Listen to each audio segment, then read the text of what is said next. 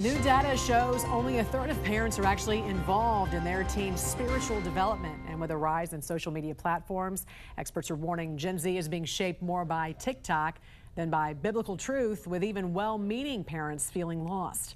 Well, joining us now to discuss is best-selling author, commentator, and the president of Summit Ministries, Dr. Jeff Myers. Good morning to you. Welcome to the National News Desk. Great to be with you, Jen. This has gotten a lot of attention from a lot of our viewers. Are we seeing a lost generation right now to TikTok? Have we lost them to TikTok? Well, TikTok brings out the worst in a lot of people. It causes them to be addicted to one sort of video they're watching after another, looking at subjects that they don't want to talk to adults about. So it ends up being a divide between parents and their kids, or adult caregivers and their children. So yes, it can be a problem, but there are ways to fix it. That's interesting, because now you're essentially saying our kids are being raised by TikTok, is what it sounds like. I know this question was asked in this study. So what are church-going parents most concerned about with their children? What did you find? Well, one of the big things is parents are concerned that when their children are no longer in their home, that they won't engage with church anymore. And that is a legitimate concern. We found that at Summit Ministries, the students we work with, unless you intervene, about 70% of them who regularly attend church in high school will no longer even be attending church at all by the time they reach their mid-20s, 70%. So we began to look at the 30% who stayed, and what we found is three things. First of all, these young adults are looking for someone to talk with them about the real issues that are going on in the world from a biblical worldview. Second, they're looking for mentors, an adult person, not just a peer, who can give them good, solid advice. And then finally is community, just people to be together with across the lifespan, not just people their own age. You mentioned something about social issues that's shaping this rising generation. What are those social issues that they're most interested in? Oh, well, I'll tell you, probably the core one is just the question of identity.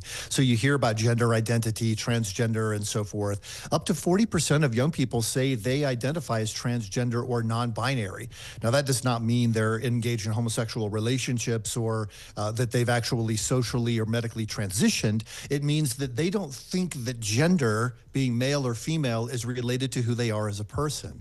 So you have to go back and say, no, theologically, biologically, we are male or female, and we're meant to harmonize together for the good of the world. What do you attribute that to? Is that because of what is being taught in the public school system, or what is being taught at home, or TikTok? Well, it's sort of a combination of all of these things. So imagine growing up in an age where nobody believes anything. Okay, you are the source of your own truth. 91% of Americans say the best way to find truth is to look inside of yourself. So you're growing up in that climate. So all of a sudden you realize, well, everything that's going wrong in the world, if I am my own truth, everything that's going wrong in the world is my fault. And so I need to be sure that I'm presenting myself as a victim so that I'm not blamed for everything bad that is going on in the world. And then it begins to spiral. So poor peer relationships are one of the big things, especially with young women. They co-ruminate with one another. You have one who's suffering and she's kind of sad, and then all of a sudden all of the group members are sad. And so it's a process for parents of helping their kids find good, positive peer relationships. But one of the big sayings we use at Summit Ministries is this: you need old people. Don't just turn to your peers for things. And for parents, they say, well, I don't know, but I can't get my kids to talk to me. Look, don't underestimate the value of playing dumb.